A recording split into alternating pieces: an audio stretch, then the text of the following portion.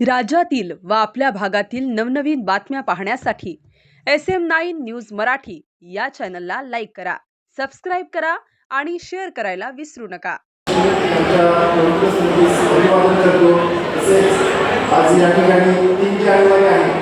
3 जानेवारीला सावित्रीबाई यांची जयंती आहे आणि त्यांच्याही मी स्मरण करतो। आणि आजचा योगायोग ज्याचा हा पहिल्यापासूनच आहे, पण सावित्रीबाई फुले जयंती आणि आमदार साहेब यांचा वाढदिवस एकाच दिवशी आहे। आणि या ठिकाणी शेतकरी कामगार पक्षातर्फे घेतलेला शेतकरी काँग्रेस प्रचंड अशी झालेली आहे आणि सर्व शेतकरी कामगार पक्षाचे 72 कार्यकर्ते यांनी या सांगोला शहरामध्ये पूर्ण वातावरण लाल पडद्याचं केलेलं आहे। त्याबद्दल या शेतकरी कामगार पक्षाच्या 72 कार्यकर्त्यांचे स्वागत करतो। आणि या ठिकाणी दादाश्रींनी आपलाच विषय मांडलेला आहे।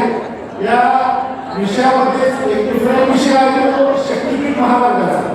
तो पहिल्यांदा बाबासाहेब देशमुख यांनी मुख्यमंत्री फडणवीस साहेबांना निवेदन देऊन पुन्हा शक्तीपीठ महामार्ग आहे असा सांगोल्यातून जावा ही विनंती केली। हे विनंती केली त्यांनी मान्य करून या सांगोला शहरातून शक्तीपीठ महामार्ग जाणं गरजेचं आहे, कारण आपल्या सांगोला तालुक्याच्या विकासाला एक नवी दिशा देण्याचं ते एक साधन आहे। शिवाय MIDC असेल, आपल्या सांगोल्यामध्ये सुद्धा MIDC आहे। MIDCचं नूतनीकरण आणि आधुनिकीकरण होणं फार गरजेचं आहे, कारण त्या मार्फतच आपल्या सांगोल्यातील तरुण सुशिक्षित बेरोजगार जे आहेत त्यांना रोजगाराची संधी उपलब्ध होऊ शकते। तसेच शेतकऱ्यांसाठी पिण्याच्या पाण्याचा असेल आणि शेतीच्या पाण्याचा कॅनलचा या ठिकाणी चांगल्या पद्धतीने आमदार साहेब पाठपुरावा